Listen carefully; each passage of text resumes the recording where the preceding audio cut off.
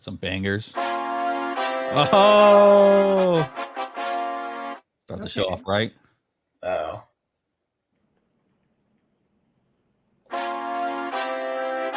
Hey. Do I get the freestyle on this thing? Oh, let's go off the dome. Off the dome. What's going on, man? Tune in to everybody. Appreciate everybody tuning in. Yo, what's going on, everybody? Welcome to Spurs versus everybody.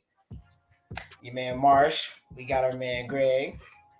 And we are very happy to have with us today on the show Miss Jazz. She is I'll let you do all the accolades if I remember correctly. I know you write for the Spurs, and then is a reporter also for the Spurs. I write for Project Spurs. There you go. Spurs. Okay. And I Let me straight. There you go. I sideline report for UTSA men's and women's basketball. That's what it is. Right now, I've also produced some games, directed some games, mainly sideline report with their ESPN Plus shows, and help with some content creation. So yes, that resume is thick. Let's go. It is. It's. Hopefully it'll get longer. Yeah, definitely. We all hope a resume gets longer. Or important, right? You have that one byline. You're like, I'm good. Definitely. Well, yes, we are very happy to have you on the show. The season, or I should say, the preseason is upon us, man. It is upon us. Tonight. It is game day. I'm so excited. Yeah, it seems like it's been forever. I'm like, bro, I'm tired. I just want to get the game. I just want to get it going. See what's. There's so many questions on the team. So much excitement. Young players, new players, people don't even know coming in what they're gonna offer. Man, it's just. But at the end of the day, it's still Spurs basketball. So. Yeah, we're all really excited. Yes, we are. So, game tonight, as we mentioned, against the Houston Rockets. I think we have I don't know how many preseason games that we have. We have five. 1, 2, 5. Okay. 5 preseason games. Yeah. Right. So, very interested to see how we come out tonight. Obviously, it's just the preseason, but I want to see how some of these young guys are going to play, what the offense is going to potentially look like, which, it'll evolve a little bit as guys get more chemistry together. But, ultimately, we'll probably see these two teams, Spurs and Rockets, play similar lineups throughout the year, I'm assuming. Yeah, there's a big assumption, right, that these both us and the Rockets will be in play for some top pick. Right. Got a lot of young talent, a lot of young guys. We're one of the youngest teams in the league. Yeah. So this is going to be. I have so many emotions going in my head. I'm just glad basketball is back. Yeah. Let's get some answers. And so, figure out where we're going to go from next and where the team's going to go. So. Do you think that this game is a good game to gauge that? Do you think that I feel like when we play, I think maybe the Pelicans, we can kind of get a better gauge of what level we might be at. Mm-hmm. I think playing the Rockets, I think they're right at our level as far as being a young team, kind of regenerating, still having some stars. It's not like we don't know anybody, but I feel like even this year and last year's season opener, we were kind of on the same playing field, and we beat them quite often. So I want to see. I feel like this game will be a great time for us to see where our guys are. But as far as a nice matchup, I'm kind of waiting for the Pelicans or probably the Pelicans. I'm not gonna lie. It's probably the one I'm looking for as far as preseason. Right. Yeah, I mean. Pelicans are probably they might be the best team in the division this year, but either them or the Mavericks, or because they're not giving a lot of love to the Grizzlies, believe it or not. That's why I didn't put them in there as the top team. But seeing what Zion may look like coming back with Ingram and them, but them aside, we're Spurs. We don't need to talk about Spurs. We got to talk about some injuries. So what we got on the injury report right now. I know Primo is supposed to be out. Start off with Keldon, right? We learned that Keldon dislocated his shoulder in an open run. He came out via Shams, I believe. Shams dropped it because I think he's connected with Clutch, so he's able to have news like that. But yeah, apparently Keldon dislocated his shoulder is going to be out till the regular season. Nothing, he'll be ready to go. But still, it's like one of those things you wanted to see what he added to his game. What has he added? Because many people are looking him to be the leader and possibly the best player on the team. And so you're interested to see what he's going to bring. And preseason would have been great to kind of gauge, like, okay, like what does he look like? His body's transformed. There's so many questions about this team, and it starts with him probably. Yeah, because with the weight loss, I was kind of looking forward to seeing how that changed his game, how they decided to kind of build around him. Because I mean, Pop said that Jakob is our 5 and we go from there. But I do feel like Devin and Keldon are some key pieces on what's going to happen with the rest of the starting lineup and even who's coming off the bench. But I do think with Keldon not playing in this preseason, that'll open up some minutes for some guys we probably weren't going to see as often. Oh yeah. And I mean, the Spurs aren't really big into playing their potential starting 5 that much anyway in the preseason, but it definitely is a miss out. However, we get to see, okay, so who would be on the court if they're not there? And I feel like that's a decision that we're going to see way earlier than before, than we probably would have if Keldon was just readily available. Definitely. What do you think, Marsh? Yeah, I'm looking 2 players I'm looking to see. Actually 3 is one Jeremy Sohan, because we did not see him at all. No, and it's still a mystery. We have no idea. Yeah, we have no idea. And Keldon did lose all that weight and whatnot, so now he should probably play the 3, which is more of his natural position rather than the 4. But since we won't be seeing him, I'm sure we'll see Vassell, we'll see, Sohan, we could see Branham and Wesley. I would assume we're probably going to get some run time. So I want to see what they look like potentially. And then Barlow. Guy. Don Barlow. Yeah, I want to see what he looks like coming into this game. So those are the 3. So, I guess 4. Don Barlow, Jeremy Sohan, Malachi Branham, and Blake Wesley. Those are the 4 that I want to see get some time, especially in this preseason, because we're assuming that most likely they'll be over in Austin, right? We don't know. Maybe they'll get, they'll potentially go back and forth. We don't know fully. That's the one thing, and that is the one thing that I was wondering, like with the rebuild, some of these guys may be thrown into their professional careers way sooner than normal. I feel like we're used to the Spurs sending guys out to Austin for development, but even Primo played like the last 12 games or whatever last season, which was probably more than what we thought, and he was back and forth way more often. Joe spent way more time out in Austin than anybody did last year, I think. So, I mean, there are opinions as far as Blake, where they think because he would serve better as a point guard, and then you have Trey and Primo, that he might not be in San Antonio as much. But as far as Sohan and Malachi, I don't know, because there's definitely some energy that I feel like we can use from Malachi Branham. And Sohan, I'm gonna be honest, I'm gonna have to really go back and look at some game time with him, because I have no idea what he's gonna look like as far as in the NBA. Yeah. But I mean, you really don't know until you see these guys again play with a good matchup and see how they adjust on the court. Kind of like with Primo, we feel like sometimes in games he probably froze up and just did what he knew how to do, and that's why there's some questions about him playing point. But as far as looking at like their play in college and even in summer league, as far like with Malachi, I think there's some energy from him, some drive from him that really would be useful on the court if he ends up having to come in, even if he's just coming off the bench. Definitely. To give our starting 5 some rest. Yeah, definitely. I think he's going to be potentially in the beginning of his career a spark plug coming off the bench, mainly because his defense needs to be worked on. And I think Pop will kind of grill into him like he did Lonnie, like, hey, you're not going to get minutes. You're going to get pulled if you make, like, he pulls people when they make mistakes, especially repetitive mistakes.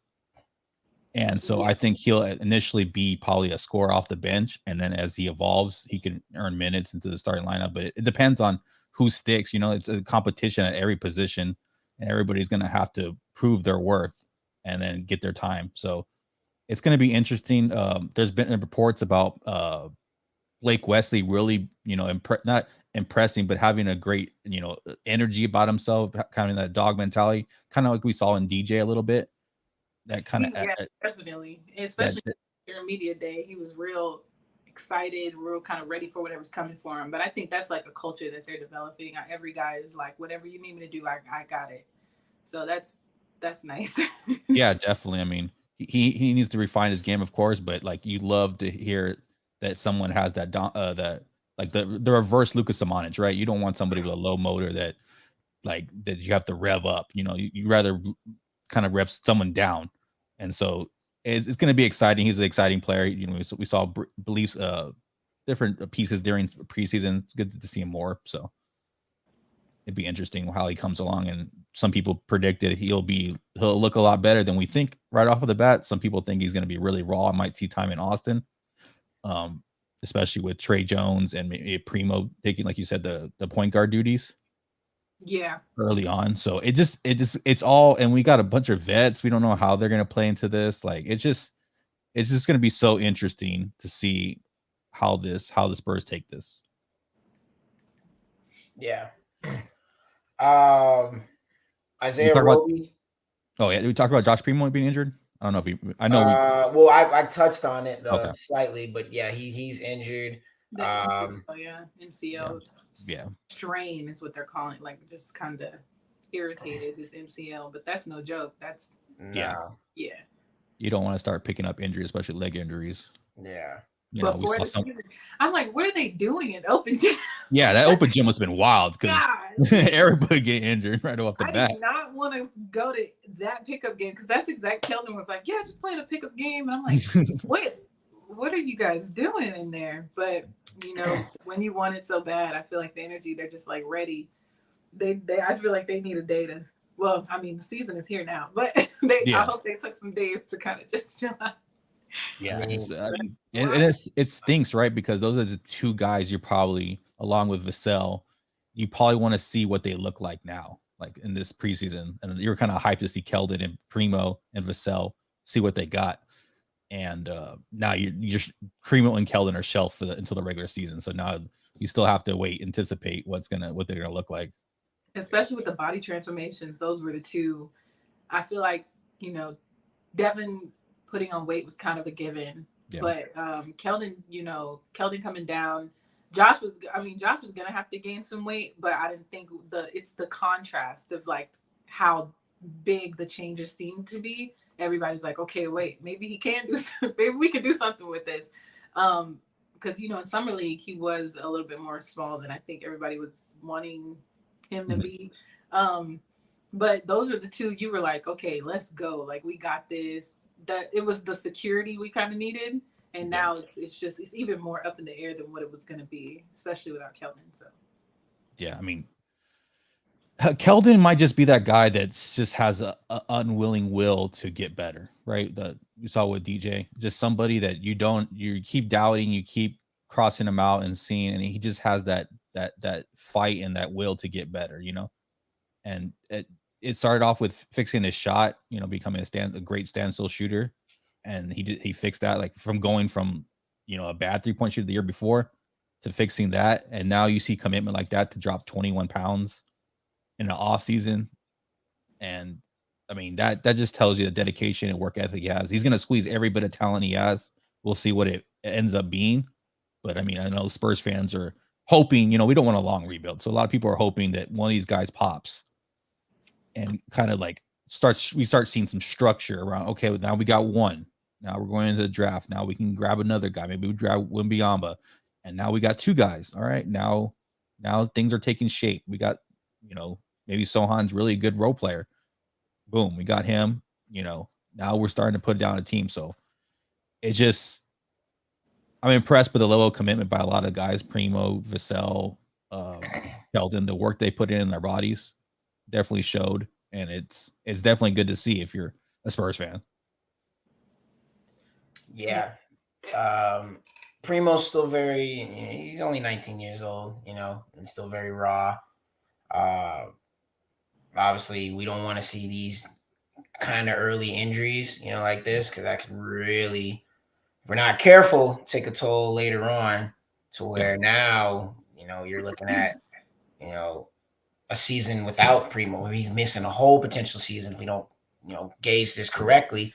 And now we're kind of like, all right, what are we going to do now, with him? And, we have the plan for him. Now, if we have to get rid of him somewhere down the line, if stuff doesn't pan out, especially with injuries, it can be concerning. It can be concerning. So, yes, you want to plug and play the people that are available, and it's a competition. I get all that, but we put in so much time, especially to thinking about drafting certain guys that if they don't pan out and we're not getting those particular guys that we want, we're kind of be stuck in the same situation. So yeah, you definitely don't want to miss on the draft, even yeah, if it's someone you want an asset you want to trade. You always want to make sure that you hit on the draft because that propels you, keep going momentum forward. If you keep missing, you're going to keep going backwards and keep stagnating and staying in the same spot. And it's not a good idea to do that. So hopefully Primo, get better. He'll be all right. But Jazz, Marshall kind of mentioned who he was interested in preseason. Who are you looking at are you interested most by? In preseason, I'm gonna say Sohan just because he's kind of a mystery for me still. I haven't really gotten to dive too deep into him. As far as rookies, Malachi, mainly because of just seeing how he played at Ohio.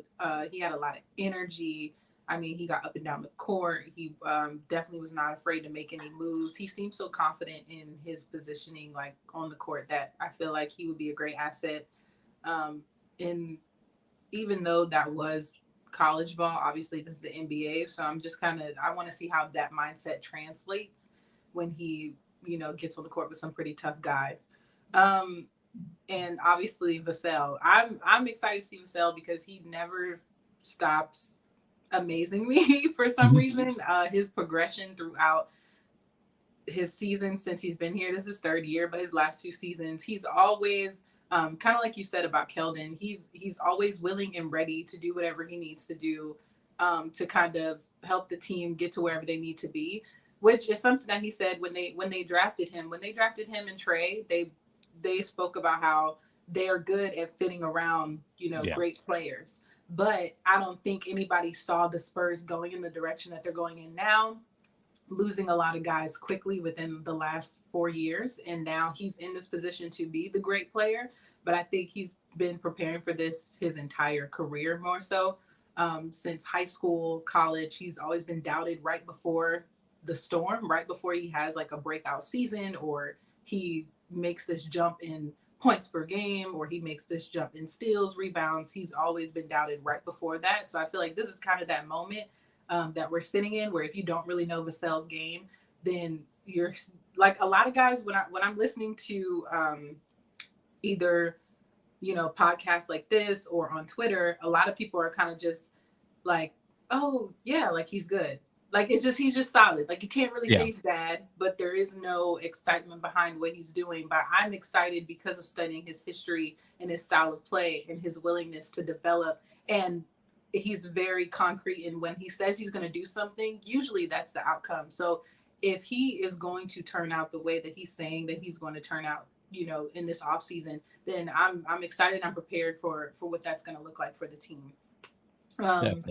I have no doubt that he's going to really jump into that leadership position. You see him being a little bit more outspoken during media day.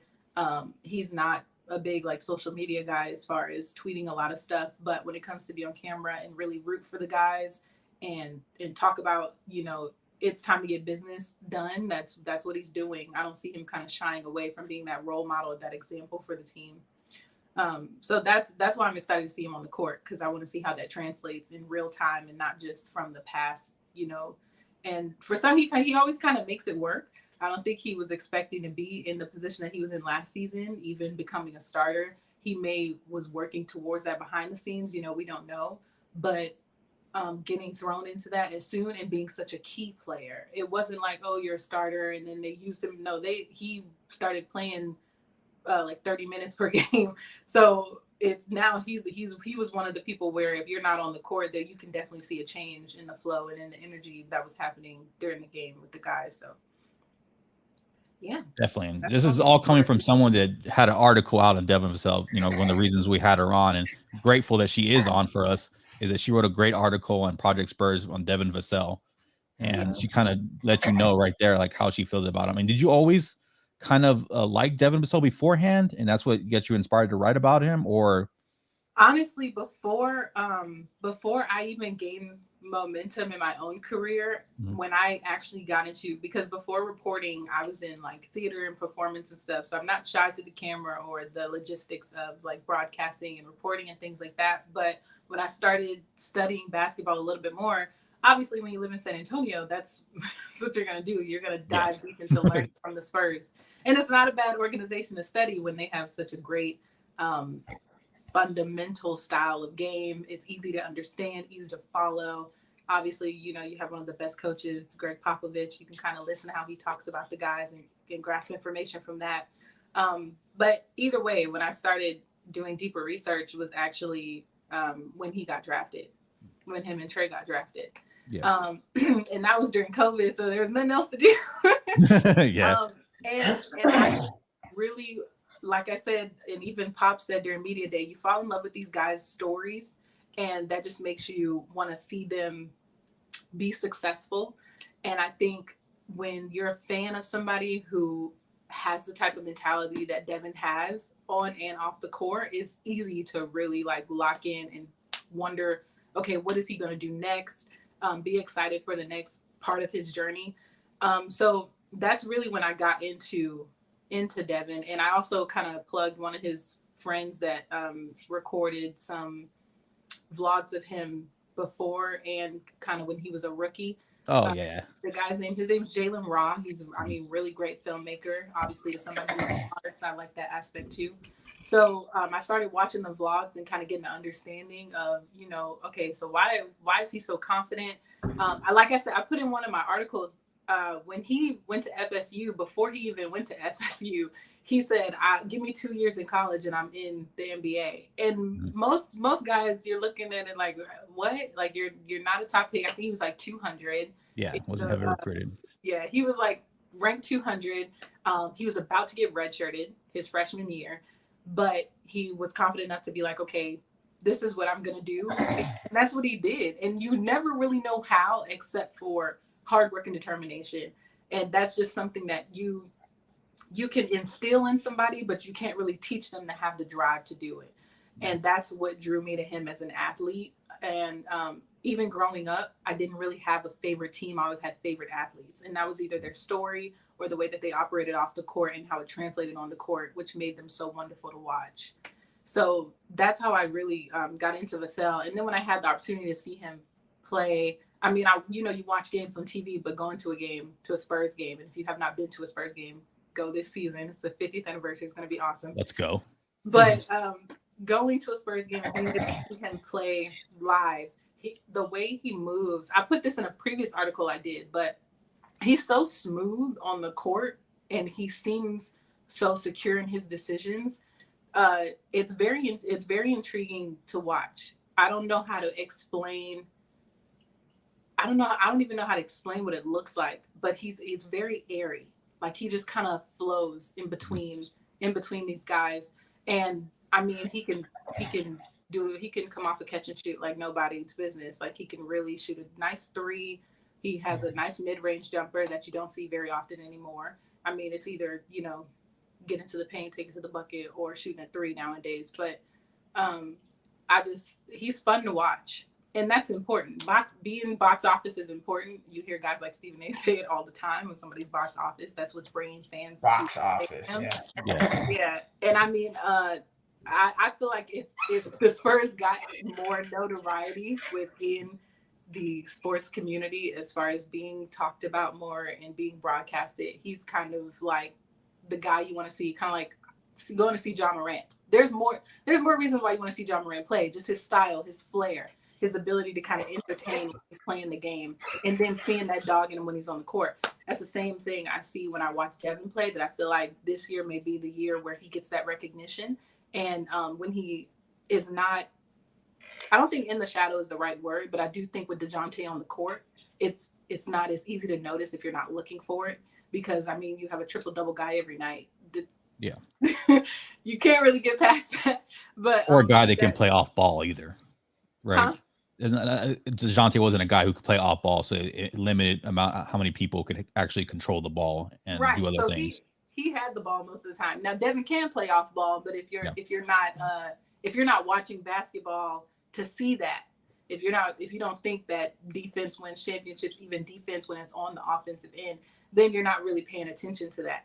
And the ball is mostly in DeJounte's hands. But now with DeJounte, in Atlanta, I do think the ball is going to be in Devin's hands a little bit more. I hope that he spent time on his, well, he said he did. He spent time on his ball handling, which is going to allow him to create those open spaces for himself a little bit more, and show us what he can do as an individual. But that's pretty much why it's really fun to watch him and to see this is going to be very different from last season. I think because of a piece like DeJounte being gone, Derek being gone, you really have no option but to step up. But my security is in the fact that I don't think that he is worried about that. Anything surprising when you're learning about Devin Vassell that surprised you about him, or anything interesting? You're like, oh, okay, I didn't really picture that, or didn't really know that, or. I think when I learned the red shirt part, that was crazy. Oh, okay. Even in high school, like he wasn't this top high school recruit, like we said, but barely, because he was playing JV most of the time, freshman and sophomore year, and then going in between JV and varsity. And then when he got the opportunity to kind of take the spot, he stepped into that position. And what's crazy is every time he elevated, there were still questions about what he could do, but he seemed to just mold into whatever position he took. And I don't mean on the court. I mean, whatever role he was meant to play, it was like, you've been showing us you could probably do this. So let's see how you are, when the buzzer rings. And he always executed, which I think was really cool. If you go back and read some articles from when he was at FSU, he was always known as a role player, or somebody who just kind of fit in the mold, or he kind of filled the space until he was needed, and he executed where he was needed. And so I think that's the most interesting thing learning about him. Other stuff, if you watch older vlogs before, you can kind of see more of his personality, which I think is really cool, and it plays a role in how you might see him as an athlete. But it's a completely different. That's the part that's funny, is watching the vlog and seeing how he is off the court, as like Devin Vassell, the guy, and then seeing him on the court. They're completely different vibes. So I think that's always dope. Go ahead, Marsh. Vassell himself, I'm very high on. I will have to go back and read some of those articles from his Florida State days. I do remember draft day, they were saying he had some upside, was a little slow footed on the defensive side, which I'm very excited to see him this season, to see if he's gotten a little bit quicker. As a perimeter defender, I think he is going to really take a leap this year and be one of those guys that we really need going forward to help, defend on the perimeter. I think him and DeJounte, had they both been on the court, had DeJounte still been here this year defensively, I feel like it could have been, one of the best defensive backcourts, of this year. But having said that,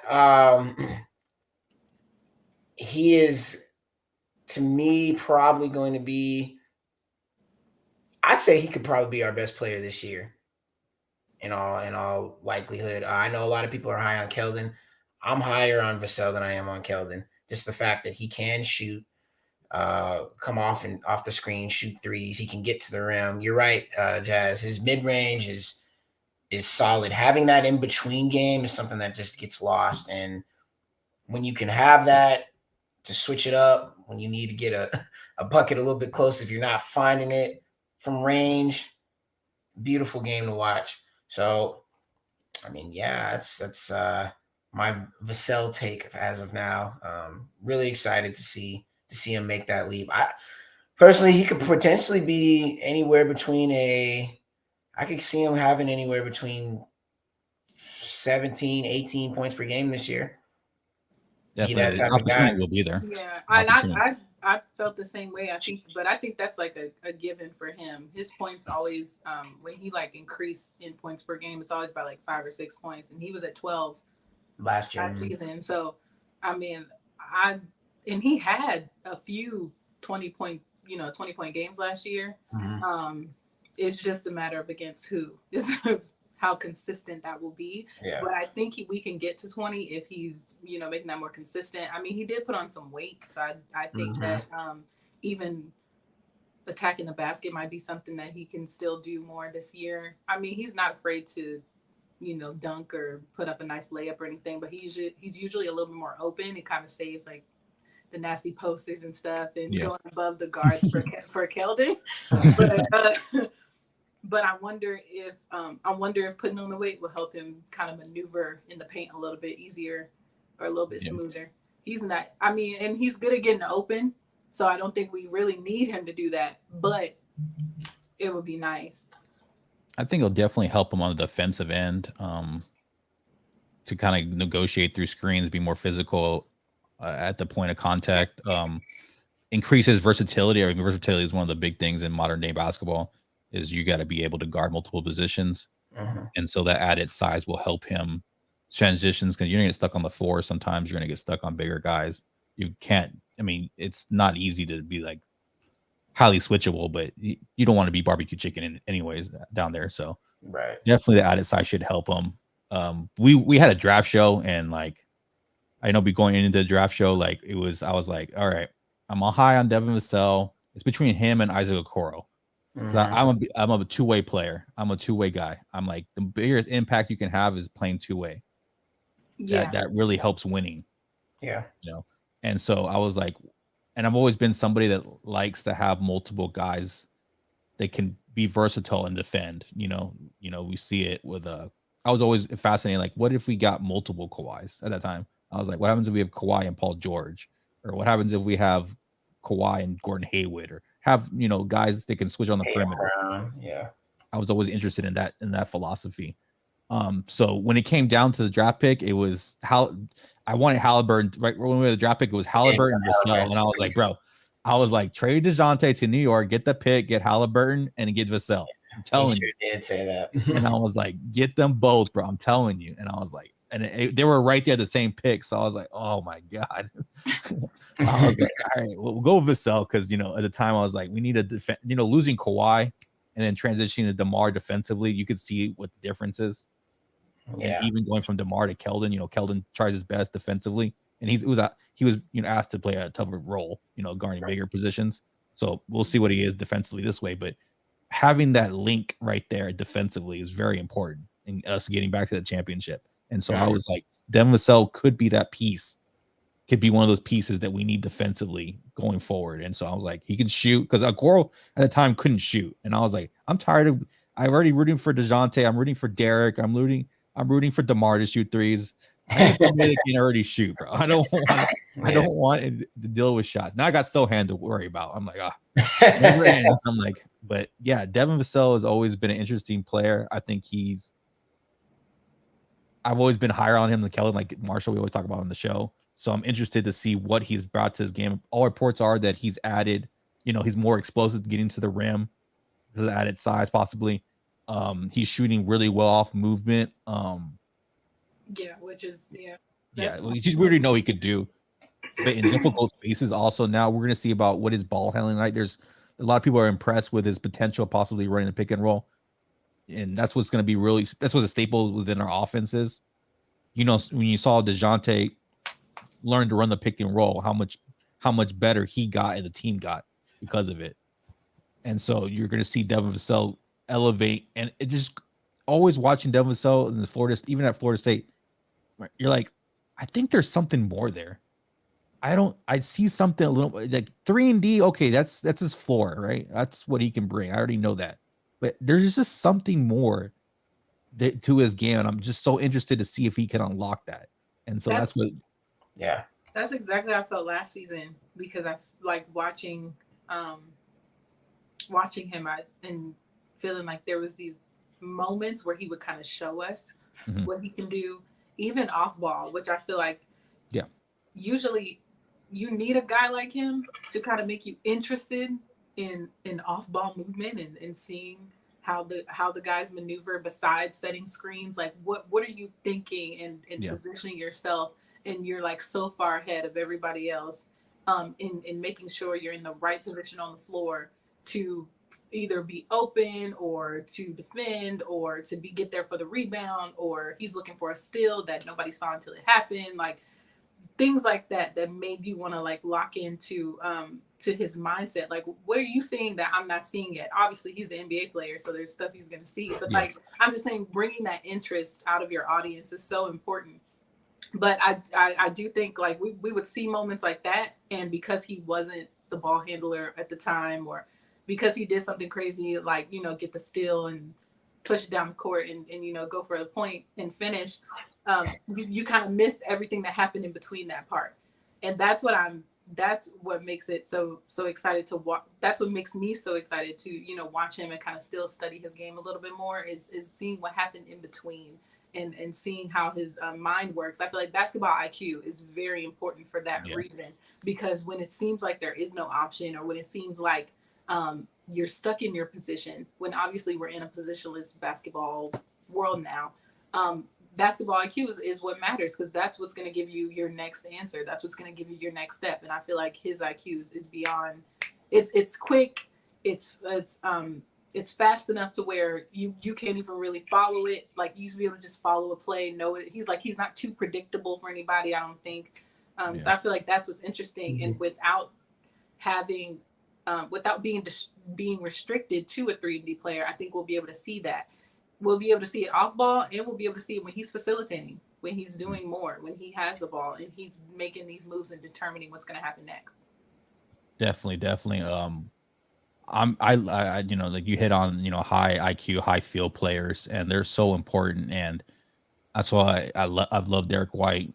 I love Trey Jones. I love this. Trey Jones you don't see many point guards like him. He has a great feel for the game, great vision, great understanding of what's going to happen on not only the play, but 2 plays ahead. Like, he's going to be really impressive this year, I think. So building these guys that are high IQ, Zach Collins, I love Zach Collins' passing ability for a big. These high field game, especially we're not an individual team. We're going to have to rely on the collective and everybody doing the right thing. Primo has an IQ thing. Watching his game, he understands, and they kind of all. Trey Jones obviously was at Duke, great Coach Krzyzewski, had tremendous talent around him. Devin Vassell, FSU, Leonard Hamilton, you could see what Leonard Hamilton is doing right now with FSU, quality NBA players every year, and they got something over there. And Primo was a part of that Alabama team that was special, and he played his role at a young 18, 19 years old, 17. Yeah, like super young. So you're right. Primo has a great IQ. I think the only thing that's keeping people, more secure in Trey is, obviously experience, but Trey is just a little bit more quicker on his feet with it. Yeah. I feel like Primo he takes more time to analyze, if that makes sense. From what I've seen, at least, he takes a little bit more time to analyze, and I wish that results in him not getting open as fast, because usually when he was shooting a 3 in summer league, he was very open. He was like relied on his guys around him. He didn't really create his own advantage, his spot, or come up with some type of creative handling to get open himself. So I feel like if he has develop in that area, then he can, Trey will be able to, take a different role quicker than what we think. But I do like watching Trey play, and he plays real low to the ground sometimes, like especially when he's like zooming down the court. Remind me of Sonic. He has a lot of power because he'll play low, and then when he gets into the paint, he really shoots up and kind of finishes with a nice layup or something like that. So definitely, Marsh.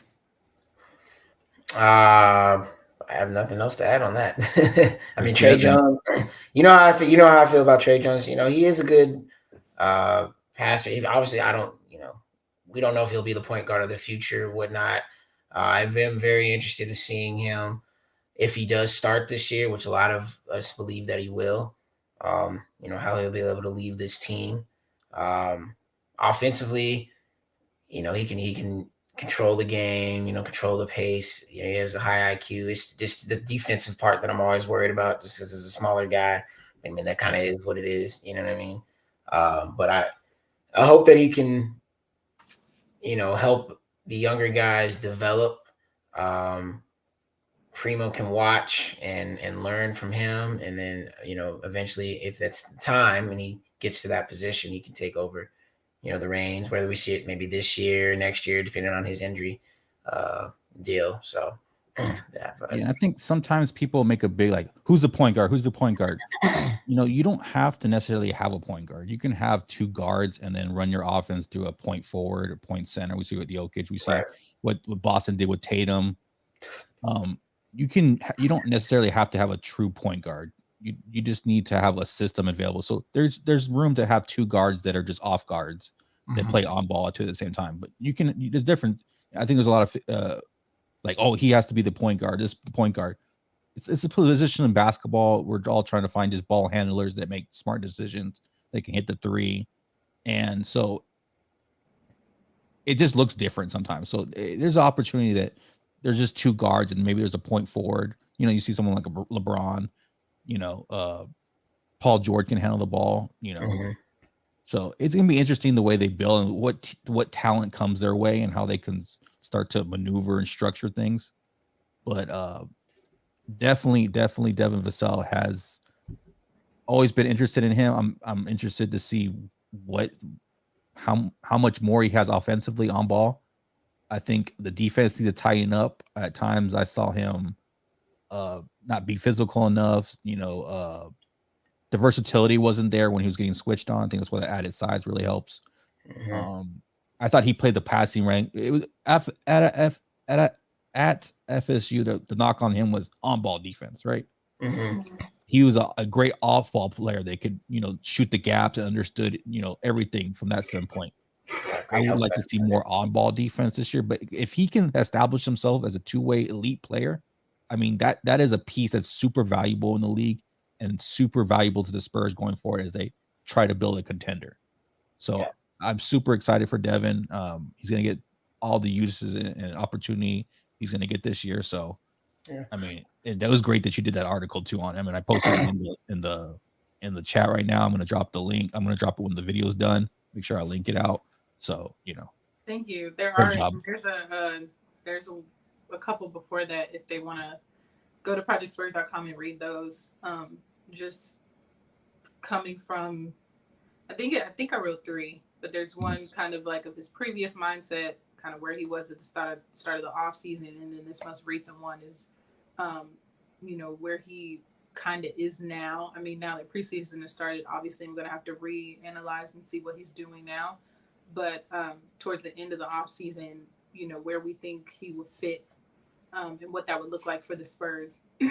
I will say, though, I do think, like we said in the beginning, him and Keldon and even Jakob, especially if that's coming out the mouth of Coach Pop, those are pieces where if they're not there or how they perform is what's going to affect the rest of the guys. Because if you listen to like Media Day, a lot of the guys were like, being versatile, being wherever I need to. Even Isaiah Roby was like, I can play the 4 and the 5, or like they're very open to kind of maneuvering based off of what's happening. And one, I think that's because they understand where we are right now. We're in a rebuild, and we're gonna put you wherever we need you. But if you're not ready and you're not needed, then you know what I mean. Like you left in the dust. Right, if you only have one thing to offer, then we can only use you in that one place. So I feel like they understand that, but also I feel like they do understand maybe DeJounte, like, and this is something I've been saying since we've lost him, but the culture is about to shift, and you just have to be prepared for that. We may not be. Spurs are known for playing fundamental basketball, and that is probably what we're going to build our starting five off of. But we may not be that fundamental team anymore. Like, it may not be that concrete, 5 positions. This is what they do anymore. One, to adjust to the culture in basketball, but also to adjust to the West. Like, we're in the Western Conference. Personally, I feel like it's one of the hardest between the West and the East. Like, we are in a pretty tough conference, and then we have guys like Steph Curry that you're playing against, that you have to guard from like the freaking from half court. Like, you need guys who are willing to adjust and not just be so stuck in their ways and in their position. And I feel like, honestly, with Pop being here, we don't know how much longer he's going to be here, but I do agree with what he said, where this is at the time where you can mold them into being the best players that they can be and developing them down so that way they're successful in the future. And I just take that as starting while they're young and while their minds aren't too, set in their ways, and making them as versatile as they can be. So that way, even if we keep them or if we don't, they're ready to go either way. But we're not in that. We're not, the culture is different. Things are changing, and you just have to be prepared for that. That's why we have no idea what's going to happen. And I feel like that's why kind of the Spurs fans are uncomfortable, because for once in like 20 to 25 years, we have no idea what's happening. It's not just one piece moving anymore. Like, once DeJounte left, that changed everything almost. And that's why I say, like, probably Keldon, Pirtle, and Vassell are the most solid guys we have, where we kind of know what they're going to do. But then when you lose a leadership role, they have to shift and elevate even more. So you really have no idea what's going to happen. Yeah. And that's what's making a lot of people uncomfortable. That's what's making conversations hard to have about the Spurs now. And nothing is very predictable anymore. Yeah. And that's what I think is going on. Yeah, and on top of that, like, we're Spurs fans have been spoiled, right? I mean, you look at all the graphics that come out about how successful the big three were, and how, as an organization, like, stuff that we did will never be replicated, even by us. It was a moment in time that everything just hit perfectly. I mean, we hit on Duncan, we had Manu, Tony. We just kept rolling, and it was a beautiful thing. It was something to be celebrated. It was something to be always remembered. But don't hold that thought, that idea that we're gonna be there again. It may be great. Don't get me wrong. If we roll off and become another dynasty or something, or even better than we were, great. But I'm being more realistic and lowering my expectations and saying we still can be contenders. We still can have good teams. But that level of what we were, it's just so special and so rare that it's just hard to. And for fans, it's like automatically you're thinking, well, we're just gonna go back there. We're just gonna be the same team. We're gonna compete every year, and it may not happen right away. It may take some time. It may, we may have a good team, a solid team, and then build a better team. Like, there's so many things that need to happen. It's not going to be. It was like a fairy tale almost for us. It was just like so beautiful. It was so beautiful to watch. Tim. I mean, we got Dunk. I mean, we had Robinson, then we got Duncan, and just like it was such an amazing time and amazing time. I'm blessed to have Spurs fans, because a lot of people will never experience. No, NBA fans will never experience. A lot of organizations in sports, period, will not experience the level of success that we had. So we're very spoiled as a fan base. It's hard to deal with where we are now. And then especially, finally we have somebody that popped last year in DeJounte Murray. And a lot of people felt like, oh, we should build around him and keep going forward. And, they were hopeful. And now to take a step back in their eyes, they're like, I don't feel good about this. So, but you got to take steps backwards to go forward sometimes. And I think we were lucky to get number 1 picks in Robinson and Duncan as foundation, and specifically Duncan. You're going to have to get a hit on a top pick to get that level of talent.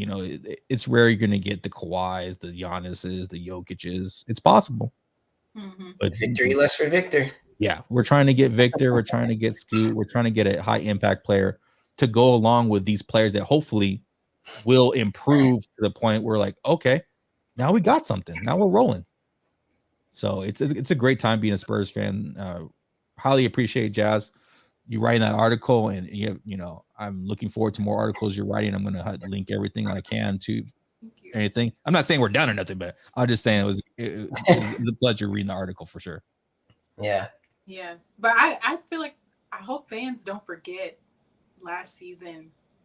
I feel like because, you know, the media kind of drives perception sometimes, especially if you don't watch every game, which, I mean, people have lives. You can't always watch every game. Yeah. But we forget we made the play in. And even though that may not seem like the biggest success coming off of such a great team and losing guys like Kawhi and even DeMar DeRozan, like you know, you see these guys leave and they flourish, and like there's still some animosity there about that. But we made it to the play-in, and if I recall, the Lakers did it, but we did, and people forget. I mean, we had a game with the Lakers. I think it was double overtime. I don't think our issue.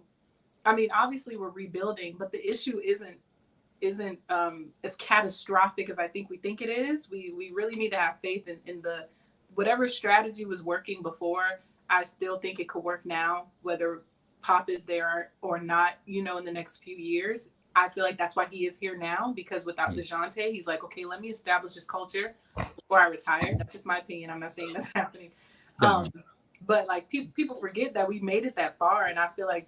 In most games against top contenders, it's not like we now we did have some games that irritated me where we were down, we were at like a 20-point deficit.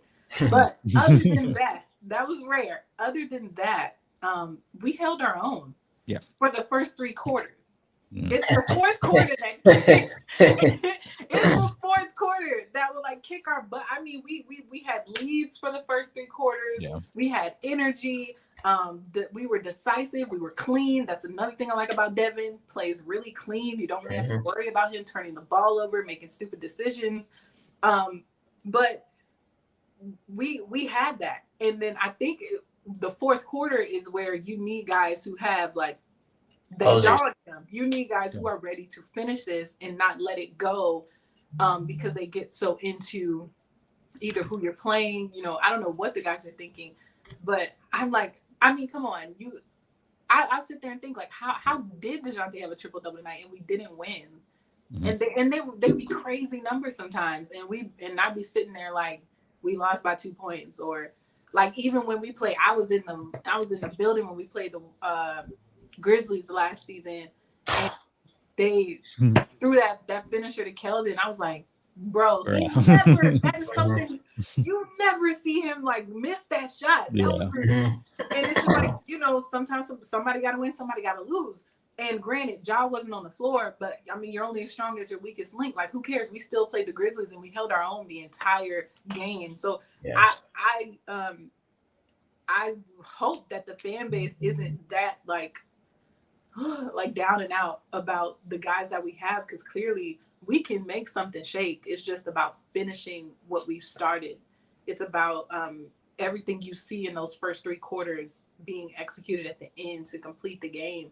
And that's another thing. I do feel like, you know, guys like the Warriors, guys like the Lakers, they'll come in the fourth quarter and they will tear you up, even if they haven't done, you know, you could say, I mean, the Lakers have played many games where we would sit there and be like, what is this? What is going on? But in the fourth quarter, when they come together and they make those decisions and they execute, you cannot doubt until the buzzer rings. You just can't. So I feel like that's what really irked me last season. That's what I've noticed most of the time. I don't feel like we just can't hang, you know, with the guys in the West, but I do feel like we need to get to that point where we're finishing, where we're committing to like sticking to it throughout the end. Yeah, I mean, shoot. Like, go to Marcus. I was gonna say, shoot, we beat the Warriors last year. We beat the Jazz, you know, last year, and that was on back-to-back games that we beat those teams, fully loaded, by the way. So I mean, fully loaded. You know, heck, we can do the same thing this year. One thing I wanted to say about Vassell, I forgot to mention earlier, which you kind of touched with too, Greg, is Vassell's going to have a really good opportunity this year, especially on the defensive side, to take guys on, like a Jimmy Butler. We could potentially see him guard him. We could potentially see him guard Zach LaVine. We could see him spend time maybe on LeBron. It kind of depends. LeBron's probably a little bit too big for him, but Kawhi, maybe Paul George. So he's going to get a chance to go up against big time players. And, he may have some games where like, okay, wasn't ready yet. These guys are already established NBA, vets who've been doing this for a long time. But in those moments where, he is able to make that impact to, make those guys think twice about taking a shot that they're so routinely, used to taking, or making them take tougher shots, that's growth. That's what we need to see. The main thing is to see that growth. And, that's exciting to think that you have a player like that, like you mentioned, is a two-way player, can play, defensively like that, but then also give it to you on the offensive side. And my last thing I remember last year, Mikal Bridges of the Phoenix Suns was talking about how Vassell kind of reminds him of him, the way he plays defense. He's able to roll, to the basket and to spot up for shots, which I agree. But I think Vassell has a higher ceiling than Bridges, and that he can handle. I think he has a little bit of a handle on him, but he is smooth like that, plays defense, and he's going to give guys, a second look, guys that think they're just going to roll over him. He's going to give them make them think twice before challenging him. So that's fun. Looking forward to seeing, but I didn't mean to cut you off, Greg. Go ahead. No, I was just going to say the most frustrating thing was last year was a couple of things like the last minutes we were like, we really don't have a closer. Like DeJounte did his best he could, but what spot the teams knew what spots he was going to get to. He was going to get to the free throw line extended. And so they clamped down on that, and they weren't worried about really anybody else doing anything else. They would live with other people making shots. The other thing, our best lineup was DeJounte, Derek, Vassell, and Keldon at the 4. Partly because defensively that's an elite lineup, and making Keldon the worst defender at the time, because you have DeJounte, Derek, Vassell, all very good defenders. And then Keldon was the worst defender. So we were able to lock up and do a thing, but what it came down to was getting rebounds. And we didn't have size out there and athleticism to get those rebounds to kind of win those games too. And so it was a frustrating on 3-pointers too. 3-pointers, like hitting 3-pointers, like that's another thing, another area of growth that we need to hit on. But yeah, it was frustrating last year at times. But hopefully, we added someone like Sohan, who's a versatile defender, that has the rebounding ability, can switch on the perimeter, hopefully hit a threes. So we're adding to our team. Yeah, we're adding to our team. So hopefully we'll see that improvement. I wanted to ask y'all both a question about the vets that may potentially be on the trading block later this season. We'll see, which is Josh Richardson, Jakob Poeltl, and Doug McDermott. What kind of role do you think those guys play this year? Do you think we'll see a significant amount of playing time for those guys? Do you think they're kind of just, going to be more locked into just developing and helping the younger guys? Talk to me a little bit about what you think on that, Jazz. Let's go, Jazz. Yeah. Not to put you on the spot, but seriously, just going off of what Pop said when he said Jakob is our 5, and we're building from that. I do think we're gonna see Jakob. We're gonna see Jakob. I even think we're gonna see him more in the preseason than probably what we want to. As far as avoiding injury and not playing too hard. But who else is gonna do? I mean, unless Isaiah, is there for that part. I feel like he would be a great replacement option or like backup ish. But I think we're gonna see Jakob more often, because there isn't really like he's kind of a true center a little bit, and he's definitely a good rim protector.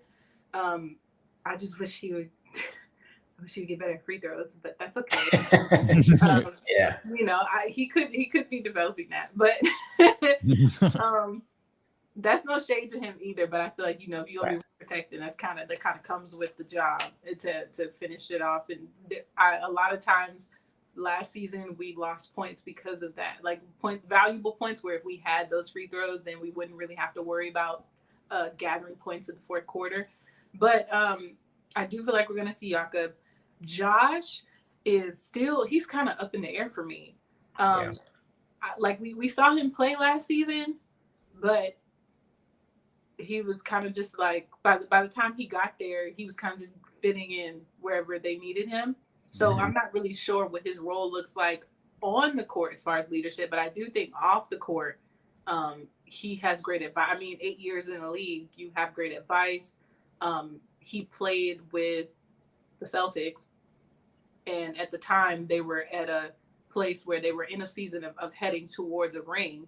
So I'm pretty sure he was developing good skills during a championship season, and unfortunately got traded right before that.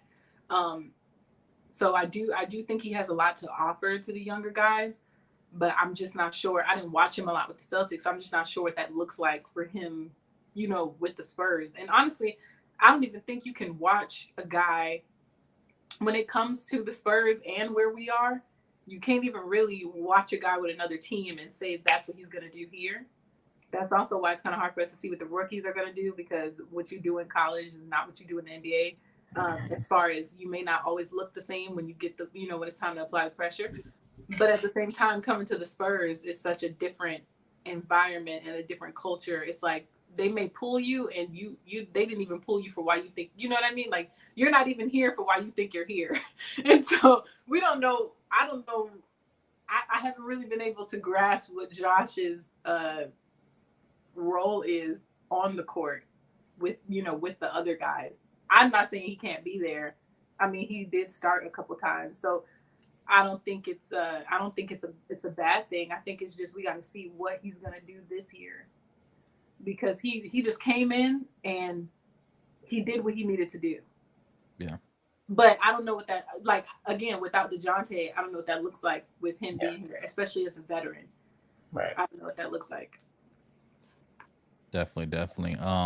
As far as Jakob, he's an underrated player. I wish he was had a little bit more of, I don't know how to say it, like there's more aggressiveness. I think if he had more aggressiveness and just more confidence in himself, like I think he'd be such a better player. Like if he had that like someone like Joakim Noah had, that even like a little bit of chippiness like Bogut had, I think that would take his game, because you could see that he recognizes reads and he wants to make the pass, but then he second guesses because I don't want to make a mistake, or I'm going to take it easy, or sometimes he'll be really aggressive and you'll see like, dang, this guy can do a lot more if he's just aggressive and goes and gives it to you. Like you saw some of his stat lines, you're like, whoa, Jakob had a good game today. And then the next time you're just like, he'll like just kind of like go over the flow, kind of like not be aggressive. I'm like, you got to have a game to game. You know, if you had that game to game that you had in some games, way better player. But I don't know. It's complicated with him. They'll probably look to move him possibly after the deadline, depending on how the team shakes out. If and then what kind of offers they get. If they don't get very good offers, I could see him possibly, but they got to get something for him if they're going to trade him, or they can lock him up and then retain him and then look to trade him in later down the line. Or if they don't get someone like Victor and they don't have a center, you might as well keep Jakob because he's still a quality player, right? Long term. Yeah, Jakob is one of those you can't really just, you can't really just throw him in a trade package and get rid of him. You have to already have a backup, and it has to be somebody who's ready to do the job. That's something that was talked about a lot during like the draft, and I heard a lot of draft analysis. And, everybody wanted Duran. Yeah, everybody. I was like, athletic center. We're not getting an athletic center, bro. Count that out. Even then, there's still a risk in drafting and throwing somebody right into that position, especially in the West, where you have a lot of big guys. You have a lot of big guys at the rim, so you don't want to just throw somebody there who has never done it or doesn't know how. And then, like I said, when you're coming into the Spurs, you're learning the culture, you're learning a new style of play. and how to operate on the court, and then you're rebuilding. So if you are not already mature in that aspect, and you're ready to grasp it in the couple of weeks of training camp, and then come into playing your role, then you can't really just get rid of Jakob. Like he already knows, he knows his job. He can execute his job, but I do wish it was more consistent, and I do wish he did have. And not to say that he doesn't have confidence, he probably does, but sometimes you can just see him kind of like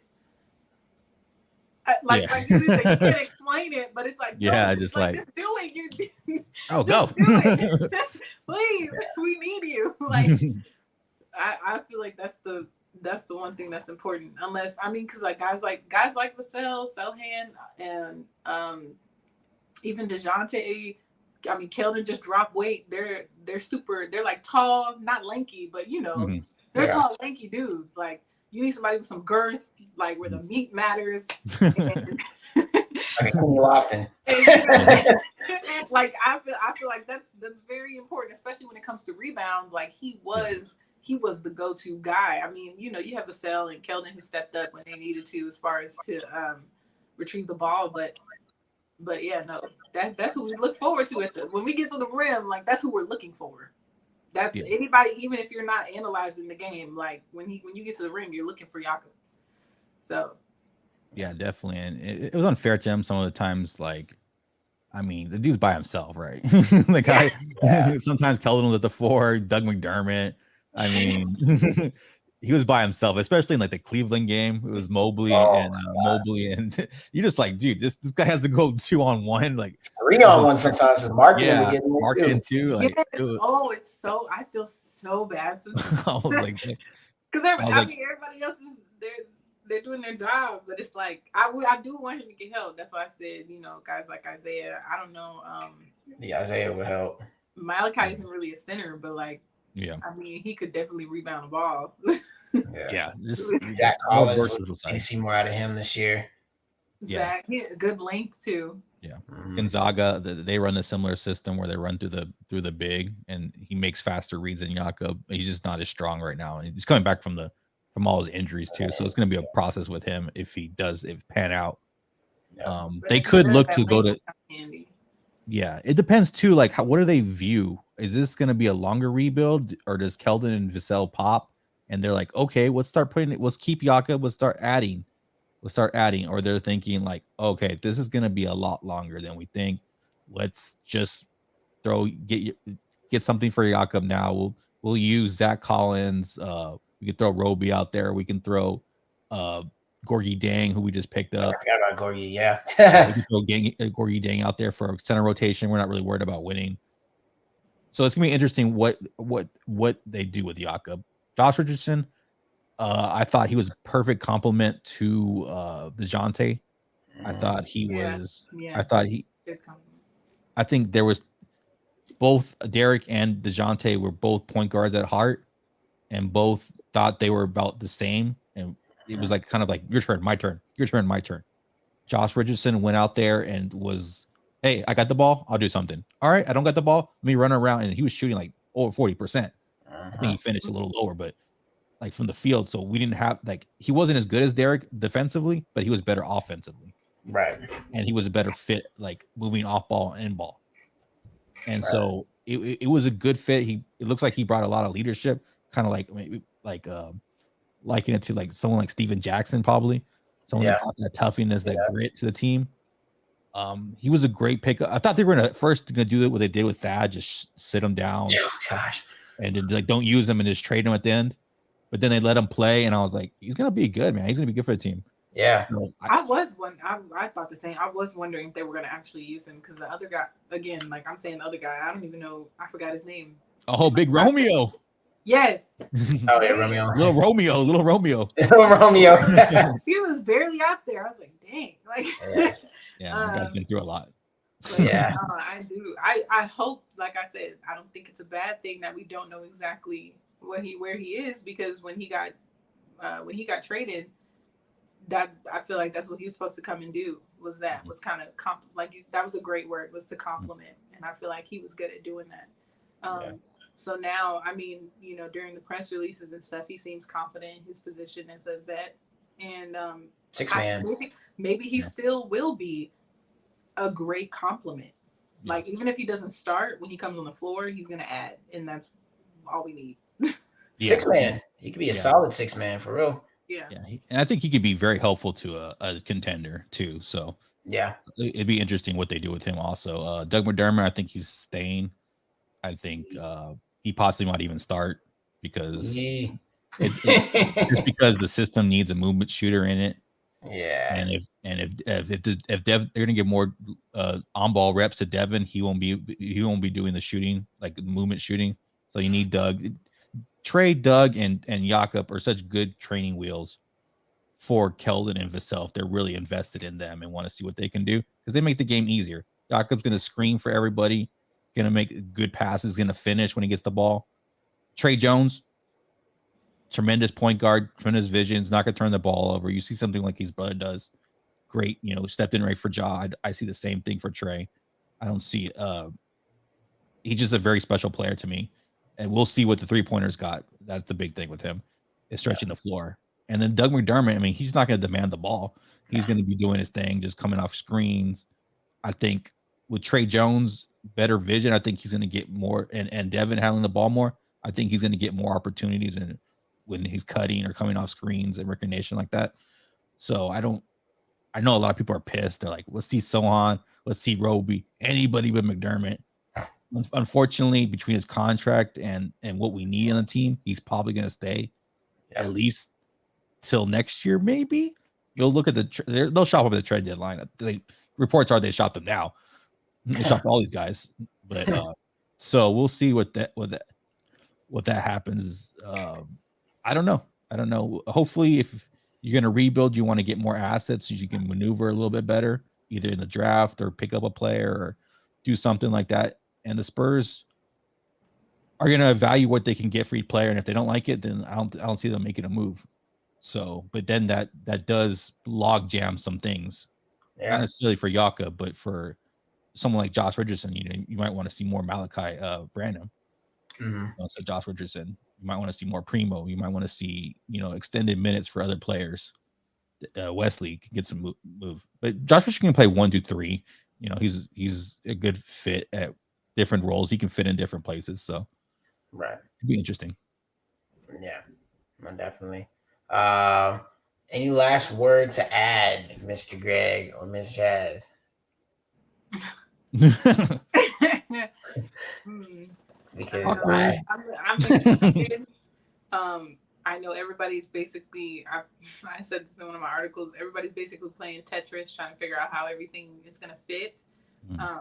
But with an organization like the Spurs and the history that we have, it's not like we've had years of like orchestrating a team. We have not the Kings. We've had a pretty solid team. We always knew who we were building around. We always knew who could go where if we got them. And we kind of, we're just at a point where that's not the case anymore necessarily. Like I said, we have those key guys that we have for this season. But I do think, Jakob is kind of in the air, but I do think Keldon and Vassell are the guys that we're looking forward to for like the next few years of what the future of the Spurs is going to look like. And that's very different from what it was for the last 20 years. And then that limbo time that we had between like 2017 and now, that like awkward time where we didn't know what we were doing. But I just, everybody's trying to put it together. And I just think with that won't be able to happen until after we look at this preseason and see how we look, going into this next season. That's why I don't try to do too much. I don't do too much roster building and guesstimation, like in my articles, because you literally don't know. And then especially with 2 preseason minor injuries that could have shifted the entire, the entire roster or the entire season, because it's not like we have these guys in our head that are on standby. Like if we lose Keldon, there is no for sure answer of what we what we would do with that. As far as fans, of course, the team might, but I was like, when I saw Keldon injury, I was like, oh my God. And then I read it and I was like, thank God. Yeah. But I feel like that's where we are. And I hear a lot of people, playing this game of trying to build it. And I'm like, you won't know until you see them in this game. One reason is because you just don't know, especially with pieces like DeJounte and Derek gone. And two, on the more positive side, you don't know because these guys could have a breakout season. As far as, I'm not saying that we're going, to the finals or anything, but they could put the pieces together the best way they can, and people could play their role well enough for us to get to the playoffs. And then we're not looking at as long of a rebuild, and we may have some more security in, what we need to finish this team as far as building another era, with the Spurs, another legacy, or and not just being stuck in this, this game of, pick and choose for the next 15 years. Yeah, for sure. Don't become my biggest Kings. My bad, Marshall. No, I said don't become the Sacramento Kings. That's all I said. Oh God, no, please don't. I don't, and I don't. That's the thing. Mindset. That's why what I write about most. Mindset off the court is most important. Yeah. Because that is what's going to determine. Like with the culture that we have, I don't think we're going to be that type of team. Honestly, I don't see this rebuild going on for years and years and years because of the pieces we have, and and then the type of people that they're bringing in. We didn't talk about this, but with Candace coming in, if you really look at Candace Dupree and her mindset about athletes, and how she wants to train and develop these athletes and her passion for that, if they keep that culture throughout the people that they're bringing in with women, with men and women like Candace, which I'm all for, being in that position, then I don't feel like we will end up in a place where, like the Kings or whatever, where we're trying to figure this out for the next 10 years. Impossible, especially when you have guys with a mindset like Keldon, like Vassell, and they're always willing to come to the front lines, always willing to develop. And when they say they're going to develop, that's what they do. And you have some security in that. There's no doubt in my mind that, give us a couple more drafts and we could have this kind of figured out and hopefully start pursuing a ring within the next few years. Definitely. I think development, not only getting talent and developing, not only on the court, but in the coaching ranks within the organization itself. I think replenishing that, bringing in these great minds like Candace, nurturing them, and then letting them flourish either with us or with another team, but hopefully us. Is stay home a little bit. It is going to be what's going to make this organization great again. Bringing in talent, developing it. My big message to everybody is just be patient. Just be patient. I know it's hard. I know everybody wants instant gratification. Everybody wants to contend right now. Everybody wants to compete, and it's going to take time. It's going to take time for these guys too. Don't put lofty expectations on them, and when they don't meet that in your mind, then be down on them. It's going to take time. Take it year by year. Look at their game, study their film, study what they're doing, analyze it, and then look at the data next year. And then you can start making extrapolation 3 or 4 years into the league. But don't not everybody's going to be developed like Kawhi did. Not everybody's going to develop like DJ did. Not everybody. We tend to draft people that have that kind of mindset that helps in our development. But not everybody's going to be there. It's not going to always, the next guy's not, don't always look for the next guy. We got hyped on, it was Keldon, Vassell, Primo. And then when they don't make expectations, you're like, okay, Blake Wesley, and you just keep moving on. And I think just relax, enjoy the product, root for your favorite Spur, root for the Spurs, period. Like Jazz has it on a shirt, family. We're all a family. We're going to have to get this together. It's going to be tough at times. It's going to be great at times. But we got to stick together through the thick and thin. Right now, it's going to be important to see our character not only as the players, but as fans. Are we going to be just bandwagon fade weather fans? Or are we going to stick there when things are tough? And I think that's something important that we need to do and get behind this team and enjoy basketball. It's basketball at the end of the day.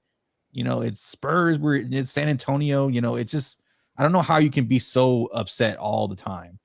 It's such a great culture. It's just great people. I mean, look at all the great things they are doing off the court and for the community. it's not always about. I mean, I love winning championships and I love making playoffs and everything, but man, they're making such a big difference off the court too, and that's real. That's people's lives, and so that's so beautiful that we are a part of that, and I just enjoy Spurs basketball, man. We're a family. Yep, I would agree. My last message would be. Somehow, can we give Victor?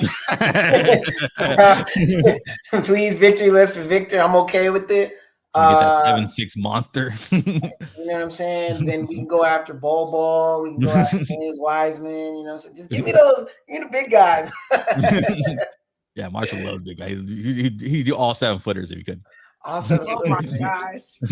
Wouldn't that be that? Ooh. And I think the league is trending bigger. I think honestly, it's trending away from small. Oh my god, yeah, like being 6'3" is not even tall anymore. Like like little dude. That's cute. Like, that's cute. Yeah, like dang. It's some guys like I've seen in college, like thinking, they had it, but then it was like height just that took their win. Like if you can't hang with the big dogs, literally. You have to be super special to be at that height, like someone like Trey Young. Yeah, you just have to be so special like or that. Curry, like you got guys like them. Darius Garland. You have to be tremendously skilled. I mean, talented to overcome the size because it's such a big difference now, especially with so much talented size. Not, you're starting to see the Evan Mobley of the world. We see Victor in the draft this year. You see someone like Franz Wagner, 6'10", Lauri Markkanen, 7 foot, can move on the perimeter. I mean, big guys who can move too. They're not stagnant. They're not. So it's gonna be interesting next couple of years. I mean, basketball always changes, it's always evolving. So to see, hopefully Brian Wright's ahead of the curve and not chasing it. So, but I have faith in him. Yeah. So Jazz, I mean, we appreciate you coming. I mean, this has been awesome. We're so thankful that you accepted our invitation to come out, and we're so proud to read your article about Devin Vassell. And hopefully everybody in the chat, everybody that watches this checks out all her work. It's good. Project Spurs. Go ahead, Marsh. I said Project Spurs. Yeah, Project Spurs, man. We really appreciate you coming on. Do you want to plug anything else, or do you want to drop your socials for everybody? Just check out my articles under my my byline name is Jazz Tamir. It's my first and middle name. But that's also my Instagram handle. So if you guys want to go follow me on Instagram, and then on Twitter, it's Jazz Tamir1. So just keep up with me, support women in sports, because we have a passion for it, and I hope you guys enjoy the stories that I bring in the future. My guy Marshall. Yeah, you already know, Jazz. We again, very very happy to have you on the show. Hopefully not your last time either. Yeah, definitely. Hopefully it's not too last. We'll be back. Okay, good. You just paused there for a second. I was like, uh-oh. Yeah, I know. I was like, I had to hear what you said, but no, we don't right back. I had a lot of fun. Yeah, definitely. As always, please go follow us, everybody that's watching. First of all, we thank everybody who showed in the chat, showed love for, Spurs versus everybody. We very, very appreciate that a lot. Follow us, you already know, on Patreon, Twitter, IG, YouTube, Facebook. Am I missing something, Ray? Nah, that's it right now. Hopefully it'll be more. Hopefully it'll be more. Write it down because that's a lot of right. And then for sure, you already know, Stats versus Facts, Sports Talk. We cover all the sports on Twitter right now, on IG. Give us a follow. We'll be back on IG soon. YouTube coming back soon. A lot of NFL games. I'm actually a little happy that the Cowboys are doing better these days. So that's always a good thing. Oh, she's going to Whoa. I'm just kidding. I like them. It's the biggest rivalry in my family, but my mom is a Steelers fan. So okay. By default, I like the Steelers too. So I don't know. Great organization, Mike Tomlin. It's a conflict within myself that I have to choose. Okay. But yeah, At least he didn't say Eagles or something crazy. Yeah. We can roll with Steelers or the Giants or something. Yeah, like defense, baby. as We long can as- run. yeah. And also for those of y'all that watch us too, we'll be back on Wednesday for A&M San Antonio's first regular season game taking on Northwest Vista. So you can follow us on Tamusa MC B-Ball on IG and then also on YouTube. So we'll be back for that 8 p.m. Greg and I will be calling the game. A lot of fun. But that'll do it for this episode. I'm about to say that'll do it for this game. Oh yeah, we got preseason to go still. Preseason 6 p.m. Central Standard Time. Let's go. There we go. So for Greg and for Jazz, it's Marshall. And we'll catch y'all next time on Spurs vs. Everybody. San Antonio Spurs fans, stand up. Show that Spurs love. Yeah. Yeah. I was trying to show Tim Duncan. And we will catch y'all. Peace.